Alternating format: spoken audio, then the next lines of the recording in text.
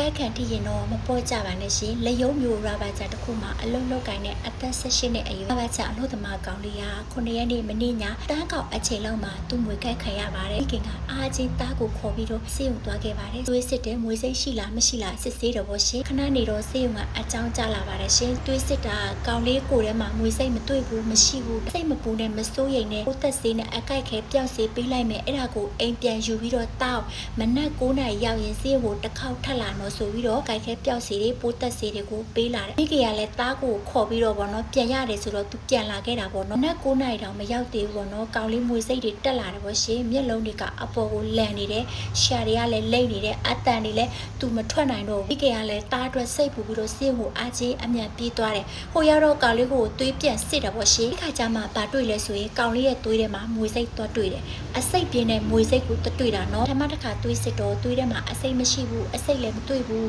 ကိုက်ဝါတဲ့မွေကလည်းအစိတ်မရှိဘူးဒါကြောင့်အရင်မကြည့်ဘူးဆိုပြီးတော့ကောင်လေးကိုကိုက်ခဲပြောက်စီတွေပိုးတက်စီတွေပေးလာခဲ့လိုက်တယ်မနက်9နာရီရောက်ရင်ဆေးရုံတစ်ခါထပ်လာခဲ့တော့ဆိုပြီးတော့ချိန်လိုက်တယ်မနက်9နာရီတော့မရောက်သေးဘူးအိမ်မှာတဲ့ကောင်လေးကအစိတ်တွေတက်လာတယ်ဒီကဒုတိယအချိန်သွေးစစ်တဲ့အခါမှာတော့သွေးထဲမှာမွေအစိတ်တွေကိုတွားတွေ့တယ်ရိုးအစိတ်မဟုတ်ဘူးနော်အရာအစိတ်ပြင်းတဲ့မွေစိတ်ကိုတွားတွေ့တာပထမအချိန်ကသွေးတိချဆေးရမယ်တိတိချချဆေးရုံမှာကုသခဲ့ရမှာကိုအကိုက်ခဲပြောက်စီတွေပိုးတက်စီတွေပေးလာပြီးအိမ်ပြန်ခိုင်းတော့အိမ်မှာတဲ့နိုင်ပေါင်းများစွာကြာသွားတယ်မနက်သူတို့ချိန်တဲ့အချိန်မရောက်ခင်မှာပဲကောင်လေးကကန်ကောင်းလို့အသက်တော့မဆုံးရှုံးခဲ့ဘူးတေုံရောက်တော့ဒုတိယအချိန်သူ့ကိုယ်ထဲမှာသွေးတွေကအစိတ်တက်နေပြီတရားအခေါင်မှာကောင်လေးဟာလူနာတိတိကနေအရေးပေါ်လူနာဖြစ်သွားခဲ့တယ်အဲကြမှာကောင်လေးကိုအရေးပေါ်ခံနဲ့ပို့ခဲ့ကြတယ်အသက်ရှူဆက်တွေတက်ရတယ်သူ့ကိုယ်သူအသက်လည်းမရှူနိုင်တော့ဘူးကောင်လေးကိုအသေးခံကိုခဲ့ကြတယ်ပေါ့နော်အခုကောင်လေးဟာအရေးပေါ်လူနာဖြစ်နေပါတယ်ရှင်ကိစ္စနဲ့ပတ်သက်ပြီးတချို့သောသူတွေကလည်းဝေဖန်ပြောလာကြတယ်လူတိုင်းဟာလူလဲလူကိုလဲလူဖြစ်တဲ့အတွက်